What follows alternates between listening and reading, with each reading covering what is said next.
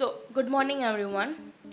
आज है सैटरडे, सुबह के 8:20 बज रहे 8:20 बज रहे हैं। आज थोड़ा सा लेट हो गया। Got up at 7:26 took half an hour to have breakfast, brush my teeth and have breakfast। और अभी 15 minutes I am trying to record this, but anyways so आज सैटरडे है, यूनिवर्सिटी भी नहीं है, घर पे हूँ। From yesterday onwards I have been told to clean the table, but I am not doing it.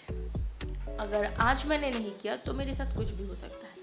At first I have to clean the table, so let's do it without wasting any more time, and please ignore my messy ears.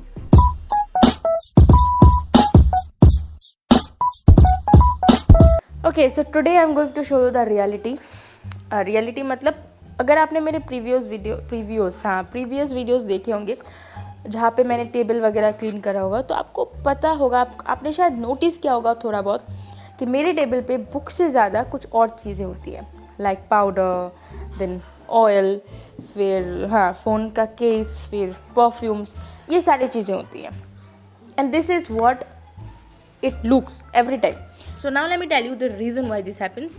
सो मेरे घर में 3 table है। एक ये वाला table जहाँ पे मैंने अभी फ़ोन रखा हुआ है, और 2 टेबल उस वाले रूम में, जो कि आपने शायद देखा ही होगा।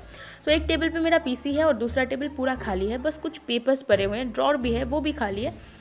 But still, what I do is whenever I come from the university, I throw my bag on this table, and most of the time I sit on my bed and study. I don't feel like to go in that room and study, क्योंकि वही फिर books वहाँ पे लेके जाओ, फिर लेके आओ। I don't feel like to do it, क्योंकि मतलब सामने होता है तो ईजी हो जाता है कि चलो अभी सामने ही पड़ा है, तो ढूंढना भी नहीं पड़ता। सो इस वजह से कैसा होता है कि जो यूनिवर्सिटी बुक्स में पढ़ती हूँ या फिर जो नॉर्मल बुक्स में रीड करती हूँ, वो सारे बुक्स यहाँ पे रह जाते हैं। और जब यूनिवर्सिटी के लिए निकलती हूँ तो ये पाउडर्स वगैरह, फिर पेन्स वगैरह, परफ्यूम वगैरह, ये सारी चीज़ें यहीं पे रह जाते हैं और यहीं पे मिल भी जाते हैं। फिर एक हफ्ते के लिए वो ध्यान में नहीं रहता, जल्दी जल्दी में हो जाता है सब कुछ। सो हाँ, लाइक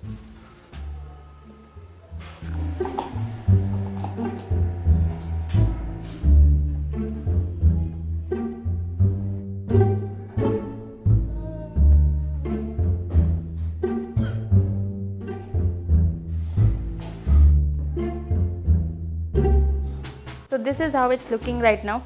और यहाँ पे भी कुछ बुक्स हैं जो मुझे अभी चाहिए रहेगा, तो इस वजह से मैंने यहाँ पे नहीं रखा। So when I complete studying then I will keep this books here. No electricity.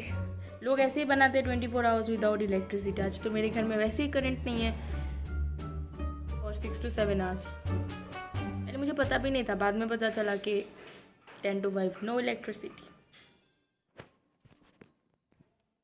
Move to that room because इस रूम में अभी फ़िलहाल लाइट नहीं आ रहा।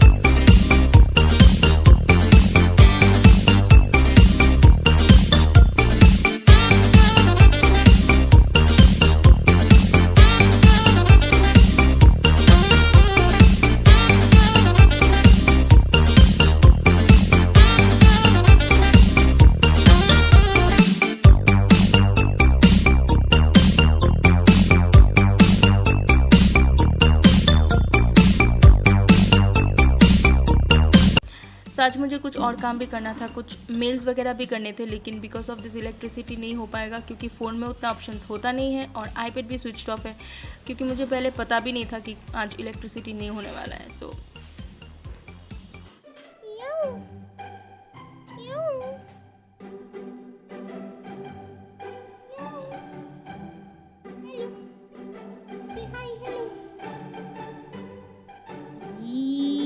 boom. Boom. So just took shower and some food. No electricity, and now it's going to rain.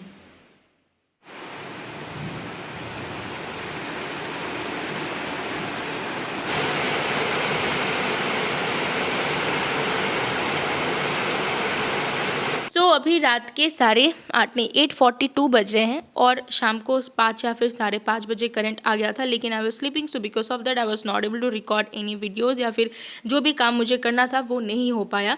सो अभी I have to do it. Okay, तो अगर आपने मेरे सेकंड डे के सारे वीडियोस देखे होंगे तो आपको पता होगा कि that in the 4th semester I made a plan कि सारे सब्जेक्ट्स को इक्वली टाइम कैसे देना है. सो इस बार भी मैं सोच रही हूँ क्यों ना उसी प्लान को फिर से एग्जीक्यूट करूँ, लेकिन हाँ उसमें थोड़े बहुत चेंजेस ज़रूर होंगे. सो अगर आपने वो वाला वीडियो नहीं देखा है तो इधर लिंक आ रहा होगा, you guys can go and check out. Okay, so now the question arises is that कि again why I want to execute the same plan.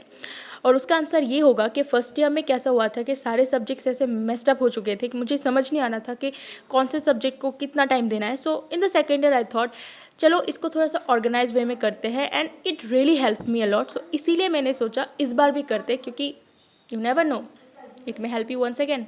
सो पिछली बार मैंने ऐसे वर्बली बोला था कि I am going to do this and that, but this time I am going to make A proper routine, जो मैं स्कूल में भी करती थी, लेकिन वो अलग बात है कि वो उस टाइम पे फॉलो नहीं हो पाया. लेकिन हाँ, this time I am serious about it. So what I am going to do is I am going to make a proper routine. लिखना है मेरे को और उसको वॉल पे लगाना है, जो कि मैं हर दिन देख पाऊँ, सामने रहे, तो मुझे याद रहेगा कि okay I have to follow this and that.